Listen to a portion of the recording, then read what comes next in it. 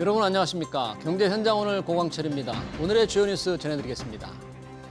트럼프 미 대통령은 다른 국가가 엔비디아의 첨단 AI 칩인 블랙웰을 사용하지 못하도록 하겠다고 말해 GPU 26만 장을 받기로 한 우리 기업들이 촉각을 곤두세우고 있습니다.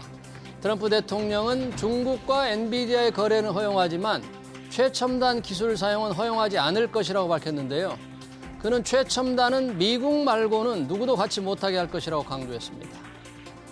정부가 내년 부동산 공시가격 현실화율을 69%로 동결하기로 했지만 올해 서울 아파트값이 급등하면서 보유세 부담이 대폭 늘어난 단지가 속출할 것으로 전망됩니다. 강남을 비롯한 서울 한강벨트 일대의 한주택자 보유세는 30에서 40%가량 크게 오를 것으로 추정됩니다.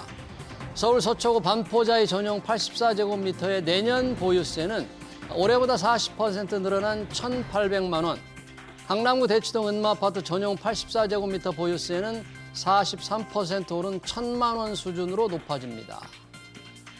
이재명 대통령은 내년 예산안은 AI 시대를 여는 첫 번째 예산안이라며 국회 처리에 대한 초당적 협력을 당부했습니다. 이 대통령은 국회 시정연설에서 AI 3대 강국 도약을 위한 대전환에 10조 1천억 원을 편성했다며 올해보다 3배 이상 늘어난 규모라고 설명했습니다. 국민의힘은 추경호 전 원내대표 구속영장 청구에 항의하며 시정연설을 보이콧했습니다. 증시가 화랑을 보이면서 주식거래 활동 계좌 수가 9,500만 개를 넘어섰습니다. 국민 1명당 주식 계좌를 2개 정도 보유한 셈인데요. 개미들이 너도나도 계좌를 개설하면서 코스피 5천 시대에 대한 기대감을 키우고 있는데 급등에 따른 피로감도 높습니다. 이어지는 집중진단에서 5천 피해 실현 가능성 짚어보겠습니다. 경제 현장 오늘은 SBS BG앱과 유튜브에서도 실시간 시청 가능합니다. SBS BG앱을 다운받아 시청하면 더 많은 정보와 뉴스를 볼 수 있습니다.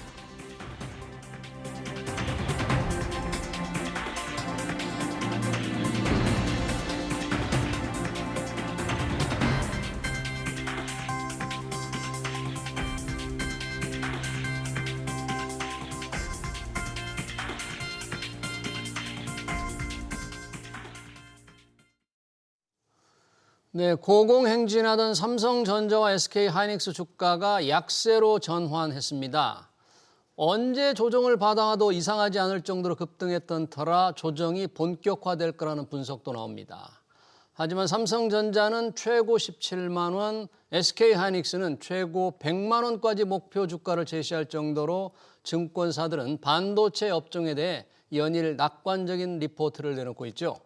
반도체 주가 상승세는 얼마나 더 갈지, 희망회로였던 코스피 5천 고지는 언제쯤 밟을 수 있을지 얘기 나눠보겠습니다. 김영환 NH투자증권 투자전략연구원, 박석현 우리은행 WM그룹 부부장 나오셨습니다. 어서 오십시오. 네, 안녕하십니까. 반갑습니다.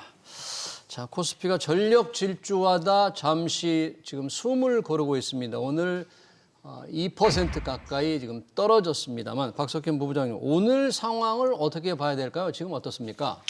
일단 너무 많이 올랐죠. 네. 오른 거에 대한 부담감이라고 일단 봐야 될 것 같고요. 네. 코스피가 지금 10월 한 달만 지난달이죠. 20%가 올랐는데 예. 월간 상승률이 20%를 기록한 게 99년도에 한 두어 차례 정도 있었고 그때는 워낙 닷컴 버블 장세였기 때문에 2001년도에도 한 두 차례 정도 있었는데 한 24, 5년 전 이후로 처음으로 20% 상승을 물론 19.9%인데 예. 거의 20% 상승을 기록을 했죠. 기본적으로 이게 주가가 올라간 게 기업이익 전망 호전인데 이 반도체 쪽이 이거를 집중적으로 끌어올렸다라고 볼 수 있을 것 같고요. 네. 이 반도체 기업 중심으로 그래서 이제 주가가 올라갔다라고 볼 수 있을 것 같습니다. 2026년도 코스피 이게 내년이죠. 네. 영업이익 전망치가 지금 404조 원 정도를 기록을 하고 있는데 404조 원. 예, 9월 이후 한 두 달 정도 만에 20%가 상향 조정이 된 거고요. 이익 전망치가요? 예, 반도체 같은 경우는 두 달 만에 80%가 상향 조정됐기 때문에 네. 두 달 전에 했던 이익 전망치는 뭐냐 뭐 이런 얘기가 좀 나올 정도로 이익 전망 상향 조정폭이 상당히 크다라고 볼 수 있을 것 같습니다. 네. 그래서 일단 주식이 이제 그 주식 목표치를 설정할 때 여러 방법이 있겠는데 그중 한 방법이 이 밸류에이션 타겟팅, 그러니까 이 밸류에이션 멀티플을 몇 배 정도로 갈 수 있느냐를 놓고 주식 목표가를 이제 결정하는 방식도 이제 그 중에 이제 한 방식이라고 볼 수 있겠는데요. 지금 우리나라 시장 밸류에이션이 과거 장기 평균을 지금 넘어섰고 장기 평균을. 거기를 더 넘어서 장기 평균의 플러스 1 표준 편차까지 지금 넘어섰고요. 다음 목표치가 이제 이 플러스 2 표준 편차 상당히 높은 수준이긴 하지만 다음 목표치라고 볼 수가 있는 거고요. 예. 이게 한 12.5배 정도가 됩니다. 근데 앞에서 말씀드렸듯이 이 12.5배에 해당하는 PER 12.5배 말씀하시는 예, 거죠? 맞습니다. 네. 여기에 대응하는 코스피 값이 10월 초만 하더라도 4,000포인트였어요. 예. 근데 이제 이익 전망치가 반도체 중심으로 너무 빨리 오르다 보니까 지금은 똑같은 멀티플 타겟팅 12.5배를 적용하게 되면 4,700포인트 정도가 나오게 됩니다. 상당히 이익 지금 전망이 높아졌으니까 맞습니다. 이제 그런 위에 부분들이 주가 이제 주가를 끌어올리는 핵심 동인으로 작동을 하고 있다라고 봐야 될 것 같고요. 예. 만일 정말 12.5배, 물론 상당히 높은 수준이긴 하지만 가게 된다면 5,000포인트도 뭐 가시권에 들어와 있다라고 봐야겠죠. 네, 지금 이제 주가 수익비율 PER 기준으로 워낙 이익이 늘어나니까 분자인 이 주가 지수도 이렇게 그 기준으로 본다면 확 올라갈 가능으로 봐야 된다는데 투자자들 동향을 보니까 김영환 연구원이 보니까 외국인들은 어제에 이어서 오늘 또 대거 지금 팔아치고 있잖아요. 예. 그 많은 거를 개인들이 쫓아가면서 오늘 또 2조 4천억 이상을 사들이고 있는데 이런 용감하다고 해야 되나 뭐 어떻게 해야 됩니까? 개인들의 이렇게 외국인 매도세를 다 받아주는 행태를 어떻게 해석하죠? 어떻게 보세요? 일단 외국인들이 팔고 있는 거는 조금은 나스닥이 최근에 좀 버블 아니냐라고 얘기할 정도로 나스닥? 상당히 좀 부담을 겪고 있는데 한국의 반도체가 아무래도 그와 밸류체인 상이 연관이 돼 있으니 거기에 대해서 약간 이미 많이 올랐고 좀 차익실현이 필요하지 않느냐 이런 생각들이 좀 나오고 있는 것 같긴 하고요. 나스닥의 버블 논란과 연계해서 예. 또 한편으로는 어제 트럼프 대통령이 첨단 GPU는 미국 외에는 두지 않겠다라고 한 부분이 예. 어떻게 해석해야 될지 굉장히 어렵습니다만은 정말 액면 그대로 믿는다면 이제 여튼 엔비디아가 GPU를 팔 수 있는 시장 자체가 줄어드는 얘기가 되니까요. 예. 그걸 전적으로 다 믿어서 주가를 뭐 빠뜨릴 수는 없겠지만 약간은 좀 조심할 필요가 있지 않을까. 단기적으로는 여튼 좀 이 이슈가 어떻게 흘러가는지에 따라서 변동성이 커질 수 있겠다. 이 두 가지가 같이 작용을 했지 않나 싶습니다. 그런데 개인들 입장에서는 사실 그런 뉴스를 하나하나 해석해가지고 적극적으로 반영하는 것보다는 개인들은 사고 싶었던 주식이 계속 너무 가파르게 올라가니까 못 사고 있었던 부분이 있는데 그때 당시에 많은 기관들이 하던 얘기들이 조정받으면 사자라는 얘기였는데 조정이 나왔잖아요. 그러니까 사는 부분이 있지 않나 싶고요. 근데 저희가 생각할 때도 정말로 그러면 뭐 GPU를 미국 말고는 못 쓰게 할 것이냐. 트럼프 대통령의 발언. 네. 쉬운 문제는 아니고요. 그리고 뭐 AI 버블에 대한 나스닥 얘기들도 뭐 작년부터 계속해서 사실은 도전을 받아왔습니다만은 그걸 계속 뚫고 지금까지 올라온 거니 그런 측면에서 큰 방향성을 믿고 조정 받았을 때 사는 개인들의 움직임도 이제 장이 피크아웃한 것만 아니라면 뭐 그럴싸한 얘기라는 생각도 한편 듭니다. 그래요. 네. 아니, 외국인들은 계속 파는데 그걸 다 받아주니까 개인들이 또 뒤쫓아가면서 이른바 너무 높은 가격에 사서 좀 손실을 봐야 되는, 물리는 게 아닌가 하는 우려를 조금 이 투자 동향을 보면서 생각을 하게 되는데 시장을 주도해온 반도체 투톱 삼성전자, SK, 하이닉스 아무래도 아까 박석현 부부장께서 이제 수익 전망이 워낙 2달 만에 이 반도체 수익이 뭐 최대 80%까지 올라갔다고 그러는데 그만큼 반도체 업황을 좋게 보는 증권사들이 많다는 거잖아요. 어느 정도로 지금 사이클이 계속되다 이런 거 슈퍼 사이클이라고 하는데 어느 정도로 지금 보고 있나요, 이걸? 일단 뭐 삼성전자, SK하이닉스 내년도 이제 영업이익 전망치가 지금 뭐 어제 기준으로 보게 되면 75조 원 삼성전자가 75조. SK하이닉스가 68조 원 정도 기록을 하고 있고요. 앞에서 말씀드린 대로 9월 이후에 삼성전자가 95%. 거의 2배가 상향 조정이 됐고 SK하이닉스는 64%가 상향 조정이 됐습니다. 이 컨센서스 밴드를 보게 되면 이게 지금 컨센서스 평균 가격이기 때문에 상단에 위치한 쪽은 SK하이닉스 같은 경우는 80조 이상을 제시하는 데도 있기 때문에 뭐 추가적으로 더 이 평균치가 높아질 가능성도 충분히 있다라고 봐야 될 것 같고요. 하이닉스의 그 2026년도 내년도죠. 예. 영업이익 전망치를 가장 높게 제시한 증권사가 이제 일본의 노무라 증권인데, 노무라. 예, 한 80조 원, 84조 원 정도를 제시했고요. 여기서는 하이닉스의 27년도, 그러니까 내후년이죠.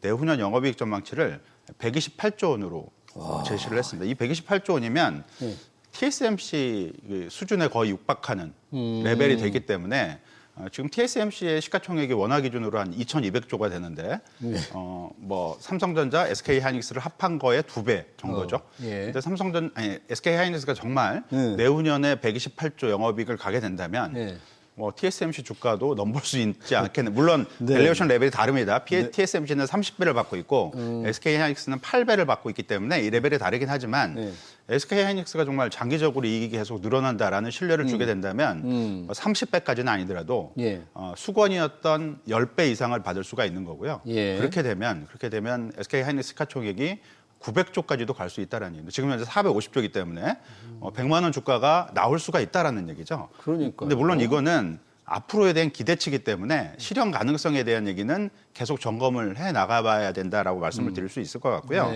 뭐 중요한 포인트는 지금 주가가 버블이냐 아니냐 거품이냐 이런 얘기가 많은데 주가 자체는 제가 보기에는 버블은 아닙니다. 왜냐하면 주가는 버블이 아니라. 예, 왜냐하면 삼성전자는 지금 향후 12개월 기준으로 PER이 한 10배?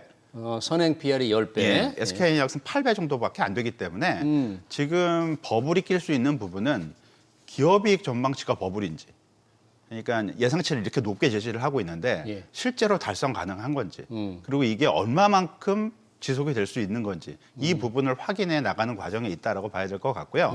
뭐 당장 확인이 되지는 않을 것 같습니다. 추가적으로 시간이 좀 걸릴 것 같은데 지금 현재는 물론 오늘 주가가 좀 약세를 기록을 하고 있긴 하지만 워낙 지금 그 AI 반도체 쪽, AI 인프라 쪽에 대한 투자가 너무 이게 커지고 이쪽에 대한 수요가 본격적으로 늘 것으로 예상이 되고 있기 때문에 여기에 따른 최대 수혜를 메모리 반도체 업체가 이제 받을 것이다라는 게 올해 하반기 이후부터 뷰 변화라고 볼 수가 있는 거거든요.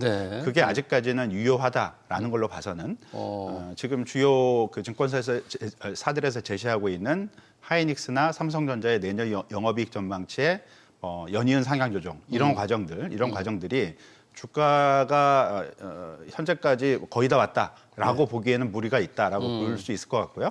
좀 조정을 있더라도 이익 전망치 상향 조정과 함께 추가 상승 여력이 주가 측면에서 더 남아 있다라고 보는 게 아직까지는 좀 맞지 않을까라고 볼 수 있을 것 같습니다. 그래요.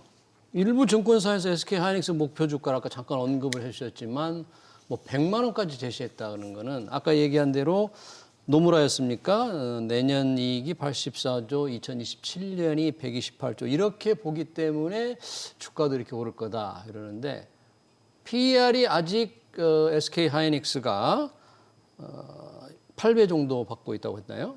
네, 지금 8배 정도. 8배 정도. 그러면 같은 메모리 기업 마이크론 테크놀로지나 이런 데에 비하면 그렇게 고평가돼 있다 볼 수 없는 겁니까? 동종 기업들 다 본다면? 예, 동종 기업에 대하면 현저하게 여전히 저평가로 봐야 되는 거예요. 근데 밸류에이션 플레이로 해석할 수 있는지는 약간 의문이 있고요. 항상 디스카운트 받았던 부분이 크기 때문에 그것보다는 조금 저는 이제 아까 박사평 본부장께서 말씀 주셨지만은 이익 레벨이 지나치게 고평가되어 있느냐, 이 부분이 좀 중요해 보이는데요. 이익 전망치가 너무 높. 근데 항상 이 반도체 사이클은 그 다음 사이클이 이전 사이클에 비해서 훨씬 이익이 급증하는 것들이 항상 반복되어 왔기 때문에 이전에 비해서 이익을 많이 벌었다. 그 자체 가지고 말하기는 판단을 어느 정도냐라고 말하기는 어렵고요. 한 가지 쓸 수 있는 거는 이익률인 것 같습니다. 이익률. 반도체 같이 생산할 수 있는 생산량이 딱 정해져 있는 캐펙스 산업 같은 경우는 이익 전망은 고무줄로 많이 왔다 갔다를 하는 편인데 매출액 전망은 잘 못 건드립니다. 왜냐하면은 없는 공장을 새로 만든다라는 발표는 사실은 회사가 하기 전에 애널리스트가 먼저 얘기를 하기가 어려운 거니까요. 그래서 이게 매출 대비 이익률이 너무 고무줄로 확 높게 잡히면 이게 약간 과대 계상됐을 수 있다 이런 짐작을 흔히 하거든요. 그런 차원에서 보자면 지금의 이익률 전망이 좀 높아지긴 했습니다만은 이전의 반도체 사이클 뭐 2018년 당시에 뭐 데이터 센터 그 사이클이라던가요 이럴 때보다 확연하게 더 높게 제시돼 있지는 않거든요. 그런 측면에서 보면은 저는 이번 이 슈퍼사이클이라는 기본적인 가정하에서라고 하면은 지금의 이익 레벨이 과대하게 평가돼 있는 것 같지는 않다. 네, 그런 정면에서는 여전히 올라갈 수 있는 여력은 있겠다. 근데 예. 여기서 만약에 사람들이 밸류에이션을 뭐 마이크론의 20배를 한국도 받아야 된다. 이렇게 얘기하기 시작하면 그게 좀 버블일 것 같다. 아직은 아닌 것 같습니다. 예, 그러네요. 두 분 다 앞으로 추가 상승 여력이 있는 쪽으로 주가가 지금은 조정을 받고 있습니다만 관련해서 지금 AI 뉴욕 증시에서는 AI 버블 논란이 지금 여러 가지 간혹 나오고 있습니다. 버블이다 아니다. 그 관련해서 젠슨왕은 버블이 아니다 그러면서 AI의 선순환이 시작됐다. 이런 얘기를 했습니다. GPU가 많이 쓰면서 AI가 똑똑해지고 그러면 기업들이 수익이 늘고 그러면 또 컴퓨팅 수요가 늘어나서 또 GPU 수요가 늘고 이 선순환이 들어섰다. 이런 표현을 했는데 박석현 부부장님은 이 논리를 어떻게 보세요? 지금 그런 건가요? 네, 맞죠. 그거 논리는 뭐 100% 맞다라고 봐야 될 것 같고요. 근데 이제 주가 문제하고는 좀 다릅니다. 네, 주가하고는. 예, 그러니까 AI 산업이 본격 호황으로 들어갔고 예. 앞으로 시대가 이제 AI 시대가 되는 거 분명히 맞는데 그럼 100% 맞을 겁니다. 근데 그게 그렇다면 지금부터 AI 주식들이 본격적으로 올라간다. 그건 아니라라는 얘기고요. 그건 왜냐하면 아니다. 예. 그 AI 시대 이전에 이제 대변혁기가 이제 그 디지털로의 이제 그 대전환기. 예. 그러니까 이게 99년 닷컴 버블 때인데 그때도 디지털 혁명이 일어나서 앞으로의 세대가 인터넷 시대로 다 바뀐다. 진짜 바뀌었죠. 바뀌었는데 주가 고점은 99년이었거든요. 그렇기 때문에 예.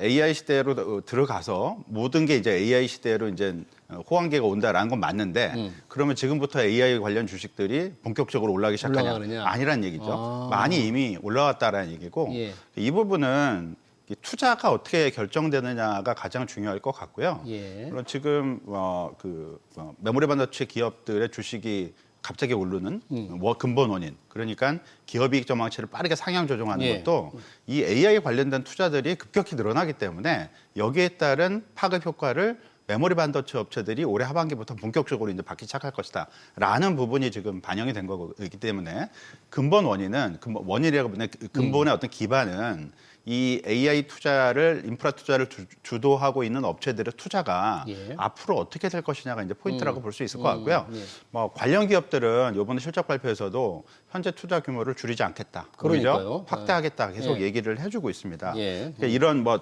메인 업체들을 네 개로 볼 수가 있는데 뭐 마이크로소프트, 알파벳, 아마존, 메타 플랫폼스가 이제 대표적인 회사라고 볼 수 있을 것 같고, 근데 얘네들이 하고 있는 투자가 적정한지를 바라보는 지표가 하나 있습니다. 그러니까 뭐예요? 투자 규모를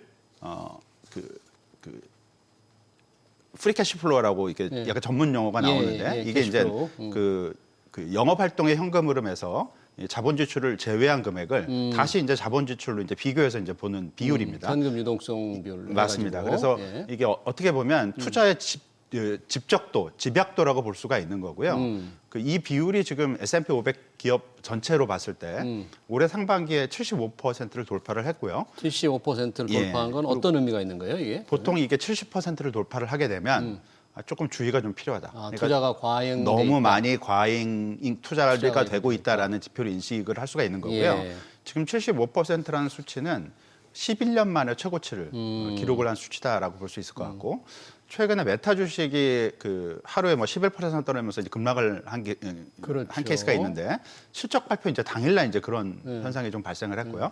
메타가 실적 발표를 하게 되면서 그 자본 지출의 밴드 하단을 예. 끌어올리는, 그러니까 보다 공격적인 투자를 하겠다라고 발표를 했고, 앞으로는 회사채 발행을 해서 외부 자본까지 끌어들여서 차입을 투자를 더 해가지고. 공격적으로 하겠다라는 얘기를 했거든요. 예. 근데 S&P 500 기업에 메타가 소속돼 있는 커뮤니케이션 서비스 업종 같은 경우는 방금 말씀드린 그 비율이 올해 상반기에 100%를 돌파를 했습니다. 그래요? 약간 경고 수준으로 들어가는 거고요. 이 정도면. 그러니까 이 얘기는 이들 기업들이 돈을 많이 벌고 네. AA 투자를 뭐 공격적으로 지출하는 거는 좋긴 한데 투자가 좀 과하지 않느냐라는 네. 측면으로 이런 부분들이 해석이 될 수 있는 부분이고요. 물론 AA 투자가 과거의 지표 그대로 해석하는 것은 좀 무리가 있다라고 볼 수는 있습니다. 근데 그러나 그렇죠. 공격적인 투자가 다소 부담되는 수준으로 옮겨가고 있다라는 거는 좀 분명한 것 같고, 이런 부분들이 앞으로 시장에서 어떻게 해석이 될지, 그리고 수익성에 대한 문제들이 계속 별 문제 없이 진행이 될 수 있을지 이런 부분들을 조금 더 향후에는 좀 확인할 필요성은 있다라고 볼 수 있을 것 그러네요. 같습니다. 빅테크 기업들의 대규모 AI 투자, 그를 위한 차입 같은 게 결과적으로 수익성 악화, 비용이 늘어난 쪽으로 수익이 그만큼 올라가지 않는다면 지속되기가 어려우기 때문에 상당히 좀 걱정을 할 수가 있겠습니다. 저희가 반도체에 집중해서 얘기하고 있습니다만 최근 주가에 좀 주목되는 분야가 하나 있습니다. 전력기기 회사입니다. 이게 또 AI 투자와 아주 밀접한 관련이 있다고 합니다만 이 대표적인 회사들 있죠. 효성중공업, LS, HD, 현대 일렉트릭 같은 회사들이 있는데 이 회사들의 투자 판단의 중요한 지표가 되는 주가 수익률 PBR이라든지 PER이 너무 높게 보입니다. PBR은 10배, 보통 코스피 전체가 1.23배인데 우리 10배, PER은 50배, 60배. 그런데 계속 주가가 올라갈 것이다 이렇게 증권회사들이 내놓는데 과연 이 지표들은 이게 고평가, 저평가 여부를 판단하는 중요한 지표일 텐데 어떻게 의미가 없어진 거예요? 어떻게 봐야 돼요? 의미가 있죠. 사실 부담스러운 구간이라는 게 맞고요. 네. 흔히 뭐 PBR 10배, PER 50배에서 60배면은 과거에도 이제 이런 식의 성장 산업들에서 중에서 어떤 유형 투자가 있어야 성장을 계속할 수 있는 기업들 같은 경우에는 밸류에이션 상당히 맞습니다. 근데 다만 이제 AI의 투자가 진행이 앞으로 많이 될수록 그 관련되는 부가적인 분야들, 뭐 전력기기도 있을 것이고, 전선도 있을 것이고, 원전도 있을 것이고, 다양한 분야들의 투자도 같이 진행돼야 되는 것 자체는 맞으니까요. 그러니까 AI 투자가 뭐 1, 2년, 3년 사이에 이제 피크를 치고 야, 이제 과잉 투자다라는 판단을 하게 되면 이쪽 분야도 지금 정도가 고점이 맞을 거예요. 그런데 뭐 예를 들면은 뭐 엔비디아나 오픈 AI 같은 데서 얘기하듯이 2033년까지 계속 투자가 지속될 거다. 이런 식으로 보면 그건 그 얘기는 좀 얘기가 달라지는 거죠. 그렇게 보면. 그러면 그때까지 이익이 늘어나면서 지금의 50배, 60배였던 이익이 20배, 30배까지 떨어져 줄 테니까요. 이익이 늘어나면서. 그래서 그 언제까지 이 성장을 할 수 있느냐의 문제가 크고요. 근데 그럼 어느 정도는 성장이 아직 상방이 열려 있다는 생각 하에서는 사람들은 어떻게 되겠냐면요. 이 분야 자체를 주가를 쭉 빠뜨리기보다는 비싸져 있는 거는 일단 좀 멈춰놓고 상대적으로 전반적으로 AI와 관련된 밸류체인 중에서 약간 덜 올라간 것들을 찾아서 걔네들 주가를 따라 붙이는 식으로 힘맞추기 랠리를 계속 반복을 할 가능성이 많습니다. 그러면 사실 제가 입장에서는 뭐 효성중공업 같은 전력기기 업체들은 지금은 좀 밸류에이션이 목에 찬 상황이면은 조금 쉬어가긴 할 텐데 하지만 AI 자체가 완전한 피크아웃을 하지 않는 이상 멈춰 있기는 할고 어느 정도의 조정은 나오겠지만은 뭐 다 여기서 반토막 이런 식으로 무너지진 않을 거예요. 그럼 저희도 드리는 말씀이 너무 비싼 상황이면 AI 어차피 전력 공급을 하는데 꼭 전력기기만 있는 건 아니니 다른 조금은 덜한 주식들을 사는 식으로 좀 종목 교체를 하고 반대로 이 종목들이 한 20% 정도씩 조정을 받으면은 그때는 다시 또 들어가는 게 맞다. 이런 식으로 힘맞추 랠리 안에서 사고 팔고 정도라고 봐야 되고 지금은 조금 비싼 구간인 건 맞는 것 같다. 이 정도로 정리를 드릴 수 있겠습니다. 그러네요. 지금 반도체, 전력기기 말씀한 주가는 정말 질주를 하는 종목들이고요. 사실 이게 코스피가 4,200을 뚫을 때 오른 주식이 꼭 많았던 건 아닙니다. 오히려 내린 종목도 많았고 부진한 종목도 많았는데 지금 대표적으로 조금 이런 랠리 향을 누리지 못한 업종들은 어떤 것들입니까 지금? 뭐 대형주도 뭐 그렇긴 하지만 중소형주는 뭐 대부분 그렇다고 보시면 될 것 같고요. 뭐 9월 이후에 지금 뭐 코스피가 9월 이후에만 올해 전체적으로는 76% 어제까지 오르긴 했는데 9월 이후에만 33%가 올랐고 근데 이제 코스피의 이제 중형주 업종 지수는 9%밖에 안 올랐고요. 소형주 업종 지수는 0.7% 올랐습니다. 상당히 부진하고요. 뭐 코스닥이 한 15% 정도 올랐는데 뭐 코스피에 비해서는 뭐 절반도 안 되는 수준이기 때문에 뭐 상대적 박탈감이 상당히 크다라고 봐야 될 것 같고요. 업종별로도 뭐 건설, 운송, 화장품, 뭐 호텔 레저, 필수 소비자, 통신 서비스는 마이너스 수익률을 이 같은 기간 또 9월 이후죠. 마이너스 수익률을 기록을 하고 있습니다. 그러니까 이런 업종의 주식들을 보유하고 있는 투자자들은 박탈감이 상당히 큰 상황이다라고 볼 수 있을 것 같고요. 철강, 뭐 유통, 은행, 보험도 오르긴 했지만 수익률은 한 자릿수고 아웃퍼폼을 기록하고 있는 업종은 기계 업종, 그다음에 지주회사, 지주. IT 하드웨어, 반도체, 그다음에 IT 가전. IT 가전 이제 배터리 관련 종목들이라고 볼 수가 있겠는데 배터리. 일부 종목, 일부 업종에서 주도를 하고 있는 일부 종목이 현재와 같은 상승세를 주도를 하고 있다라고 봐야 될 것 같고요. 예. 이게 말씀드린 대로 이게 버블은 아닙니다. 예. 왜냐하면 예. 이익 전망의 상향 조정 이 부분을 그러니까 이익 기대치가 높아진 부분을 반영을 하기 때문에 예. 주가 자체가 버블은 아닌데 앞에서도 말씀을 해주셨다시피 이 이익 전망이 버블이 낀 거는 아닌지는 좀 확인을 해볼 필요성이 있을 것 같고요. 이게 당장 확인이 되는 게 아니기 때문에 예.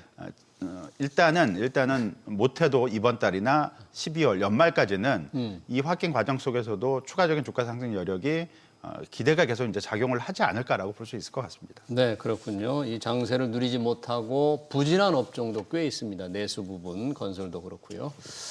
자, 미국 시장에서 버블 얘기가 있는데 관련해서 우리 투자들이 주목하는 분이 있죠. 워런 버핏 버크셔 해서웨이 회장입니다. 그런데 버핏 회장이 현금을 엄청나게 쟁이고 있다고 그럽니다. 9월 말 현재 보유한 현금, 물론 국채가 좀 포함이 되어 있는데 3,817억 달러.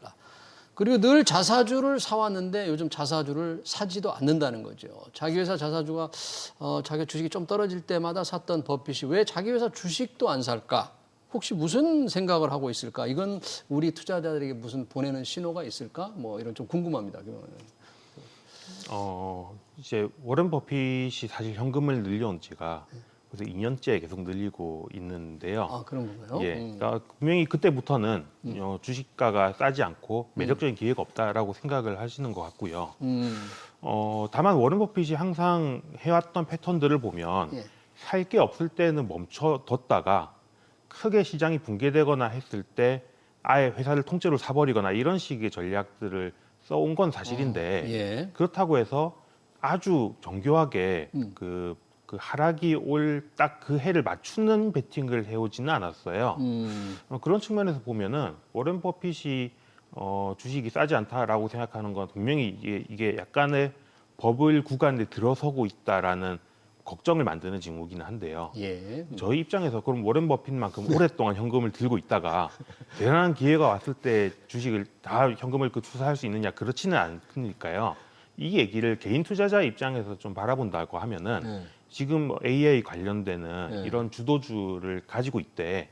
약간은 좀 방망이를 짧게 가져가서 너무 비싸 보이는 것들은 좀 차익 실현을 하고 좀 조정받으면 사고 네. 그러고 이런 사이클이 어느 순간에는 변곡점이 오는 게 아니냐 이런 거에 대한 걱정을 하자 정도라고 바라보는 게 맞을 것 같습니다. 그래서 개인 투자자분들이 최근에 제일 많이 신경 쓰셔야 될 거는 레버리지를 지나치게 쓰는 거는 좀 지양하자. 이 정도 레버리지. 관점으로 좀 해석하면 되지 않을까 싶네요. 네, 그렇군요.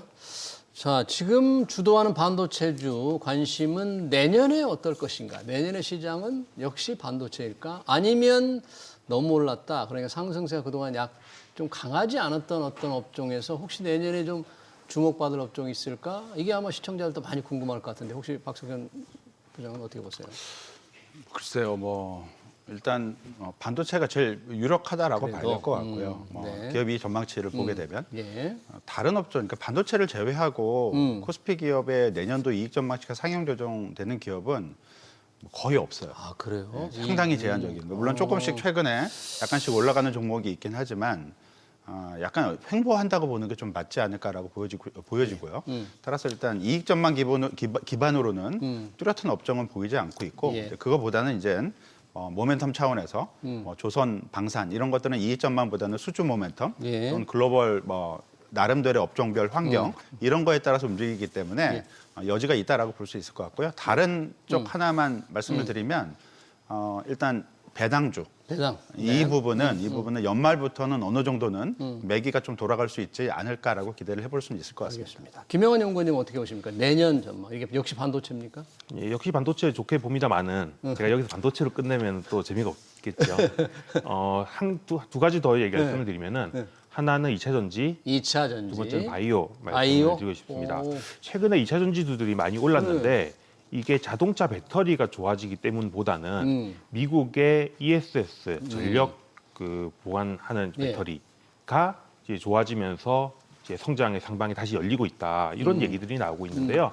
사실 ESS라는 것도 AI랑 관련된다는 측면에서 AI 관련 중에 상대적으로 좀 덜 올라 있는 게 오히려 저는 2차 전지가 아닌가라는 생각이 들고요. 예. 두 번째 바이오 같은 경우에는 이제 글로벌로 저금리 시대가 왔을 때 항상 반응을 했는데 아직까지 제대로 반응을 하고 있지 않은 게 미국의 바이오텍들인 것 같습니다. 그렇군요. 네. 그런 측면에서 한국의 바이오텍들도 미국 바이오텍들이 주가가 올라가기 시작하면은 같이 온기를 받을 수 있다. 네. 저는 그런 점에서 이 두 가지 업종 말씀드리고 싶네요. 알겠습니다. 최근 질주하는 주식시장 동향과 투자 전략 관련 토론 여기서 마치겠습니다. 지금까지 김영환 NH투자증권 투자전략연구원, 박석현 우리은행 WM그룹 부부장이었습니다.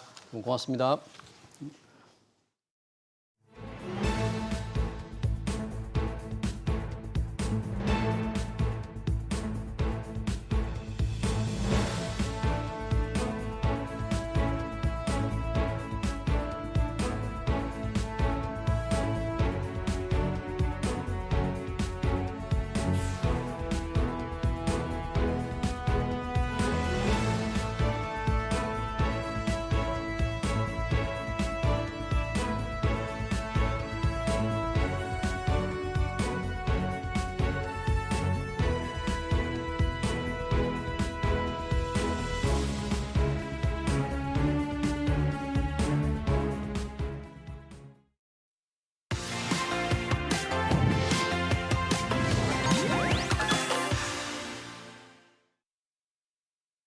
네, 정부가 서울 부동산 시장의 과열을 억제하기 위해 세 번째 대책을 내놓은 지가 3주가 다 돼갑니다.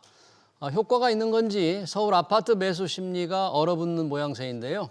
하지만 이번 대책의 부담으로 지목되는 건 전세와 재건축, 재개발 사업입니다. 현재 상황은 어떤지, 부동산 시장이 어떤 흐름을 보이게 될지 김학렬 스마트튜브 부동산 조사연구소장 모시기 들어보겠습니다. 소장님 어서 오십시오. 네, 안녕하십니까. 강력한 15대책 3주가 가까워집니다. 뭐 토호제가 핵심이었고요. 좀 집값이 떨어지는 느낌이랄까? 상승률 많이 둔화 뭐 이런 게 확실히 좀 보입니까? 상승률이 둔화된 건 맞는 것 같고요. 예. 거래량이 일단 거의 한 10분의 1 정도 토막이 났거든요. 10분의 1. 예, 근데 이제 중요한 것은 가격이 내려갔느냐라고 하는 질문에 대해서는 아직도 오르고 있다가 답변이고요. 아직도 오르고 있다? 상승률이 낮아졌을 뿐이지 예. 상승은 하고 있는 것이죠. 그래서 거래량은 미미하지만 신고가 갱신은 계속 되고 있고 예. 지금 거래가 되는 것들은 꼭 이사를 가야 되는 분들이잖아요.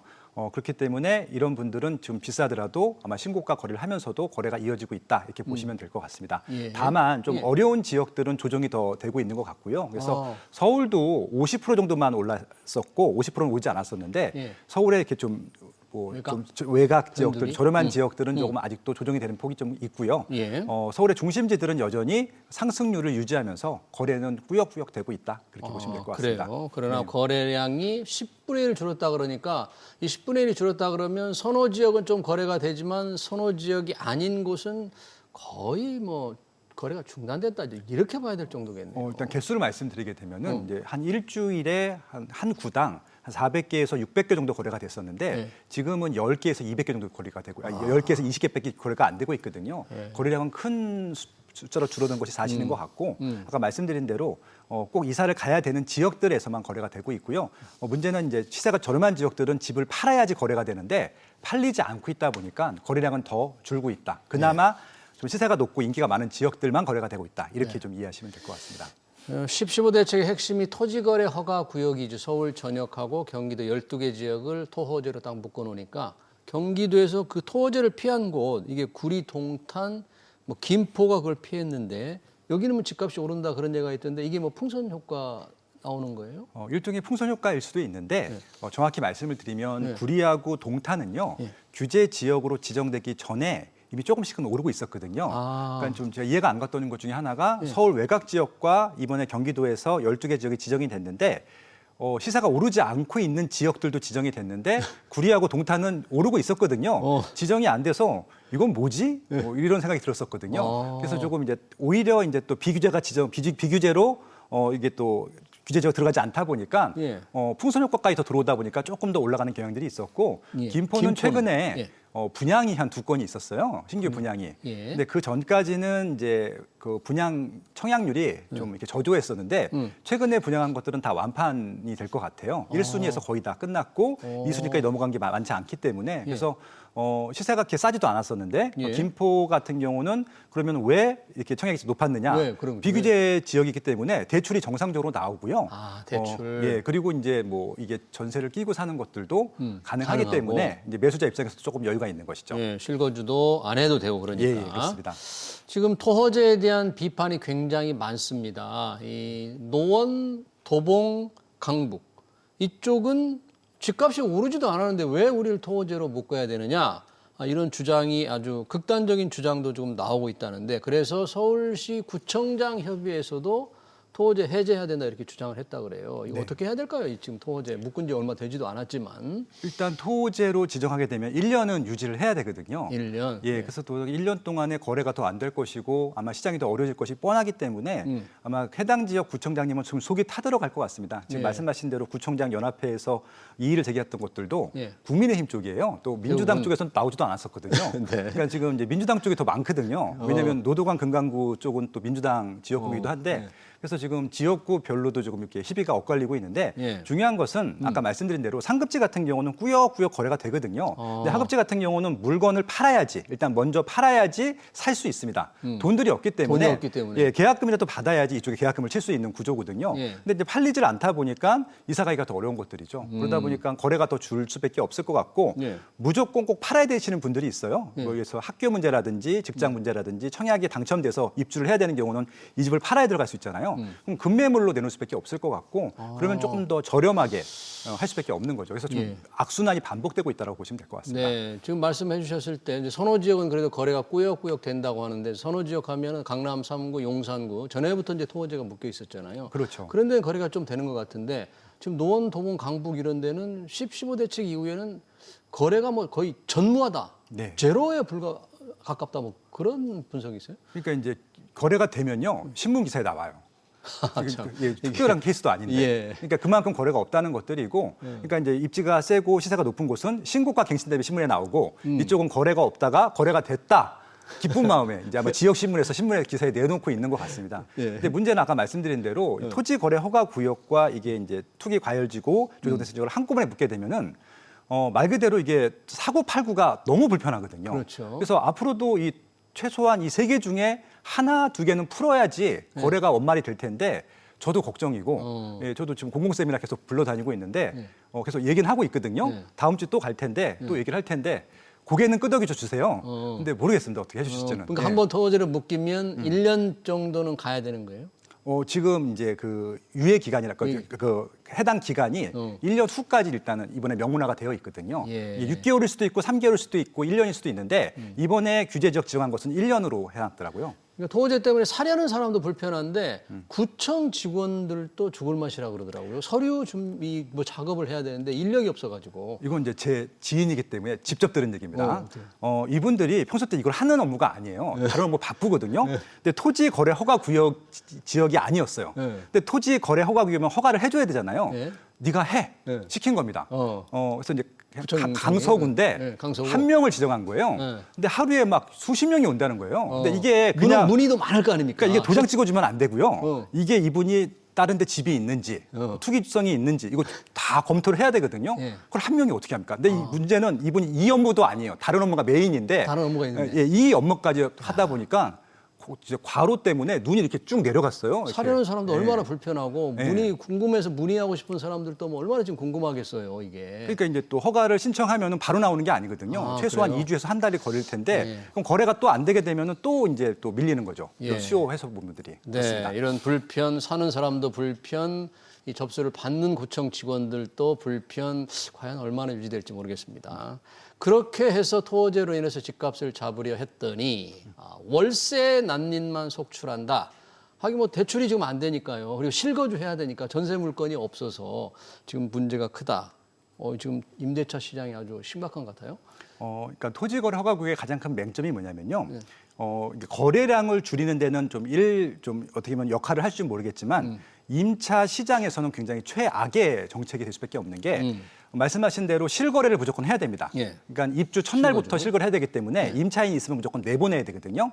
근데 자가로 입주해야 되기 때문에 토지 거래 허가국에서 한 건이 거래되면은 임차 세대가 하나 없어지는 거예요. 그렇기 때문에 임차 물건들은 점점 줄어들죠. 그러니까 예. 전세 물건이 제일 먼저 줄어들 것이고 예. 그나마 몇 건 없었던 월세 물건들도 이제 시세가 올라가죠. 이제 이분들도 결국은 이제 매물 수요는 많은데 이제 매물 숫자가 적다 보니까 전세든 월세든 거래할 수 있는 이런 좀 매물들은 시세가 올라갈 수밖에 없는 구조이기 때문에 임차로 이사를 가셔야 되는 분들한테는 굉장히 최악의 정책이 될 수밖에 없다. 그렇게 좀 평가하고 있습니다. 그럼 임대차, 임차로 가야 될 분들이 받는 부담과 영향과 피해가 이게 지금 견딜 수 있는 상태로 지속이 좀 되면 괜찮겠지만 견딜 수 없는 상태까지 악화될 수도 있을 텐데 어떤 그런 상황으로 지금 가고 있다 이렇게 봐야 될까? 아니면 어떨까요? 그러니까 자가로 실거주하는 분들은 이사를 가거나 안 가거나 그냥 선택만 하면 됩니다. 이사 못 가도 그냥 눌러 살면 되니까. 근데 임차로 가셔야 되는 분들 같은 경우는 2년에 한 번씩은 계약을 해야 되거든요. 예를 들어서 계약갱신 청구권을 쓰게 되면은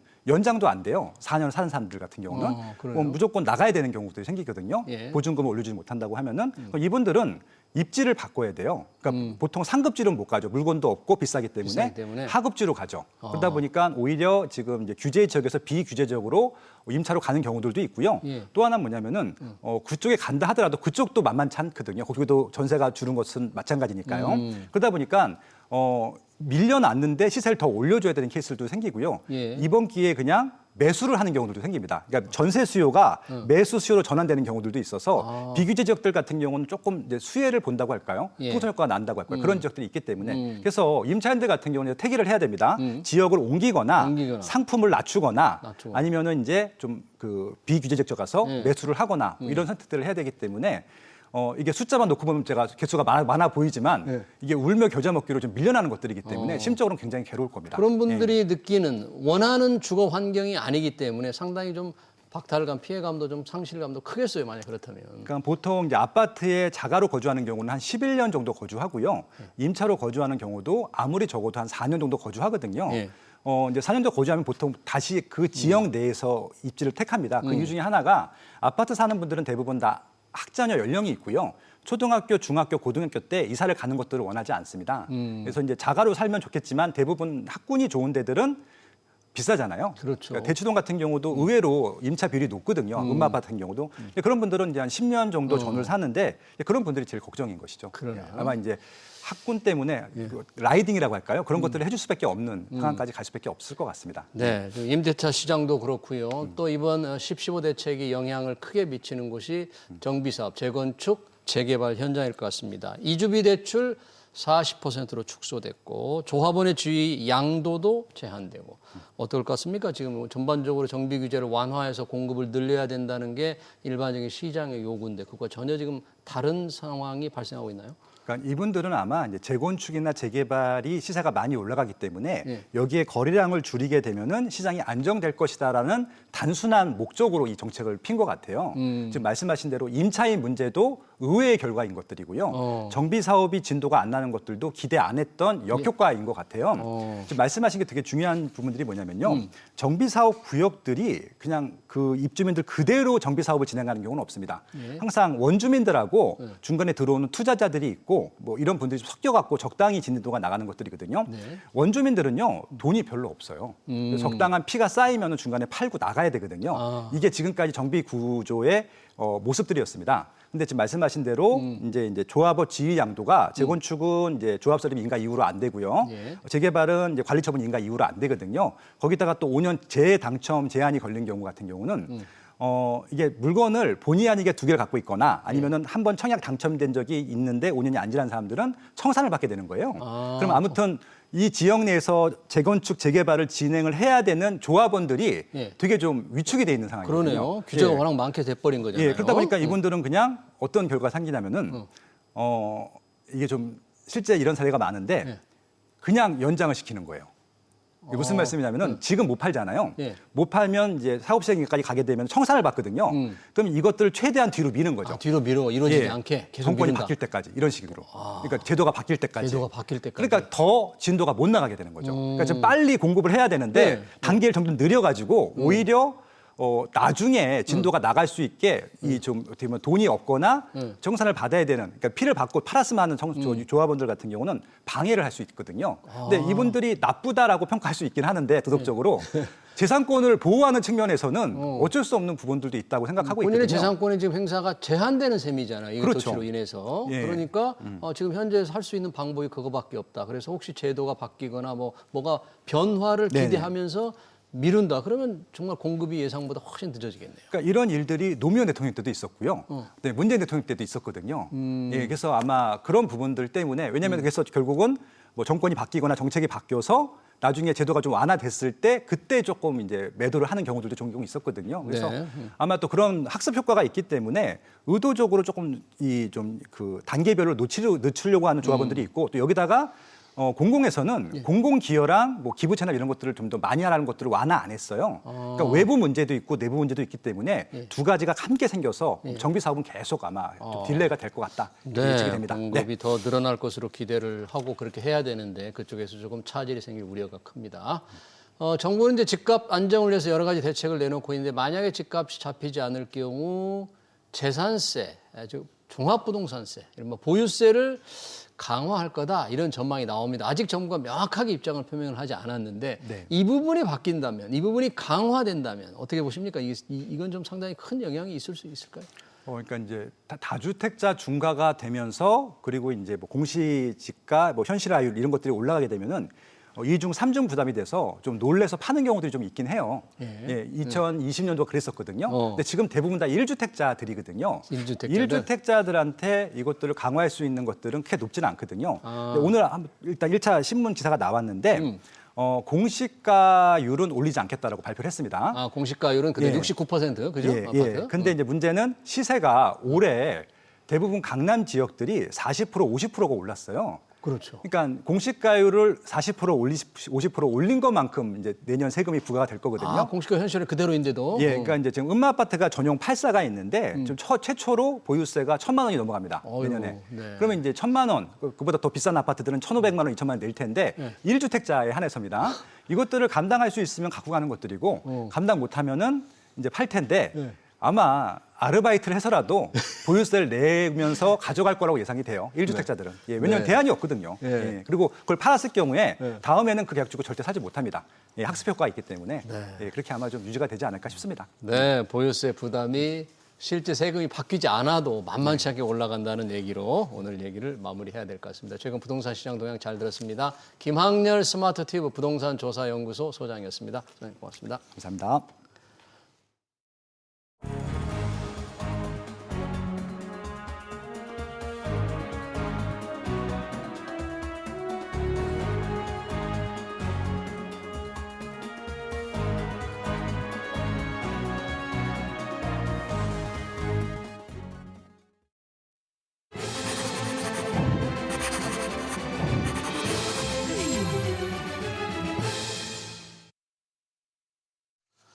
서울 아파트 상위 20%의 가격이 하위 20% 가격보다 7배가량 높습니다.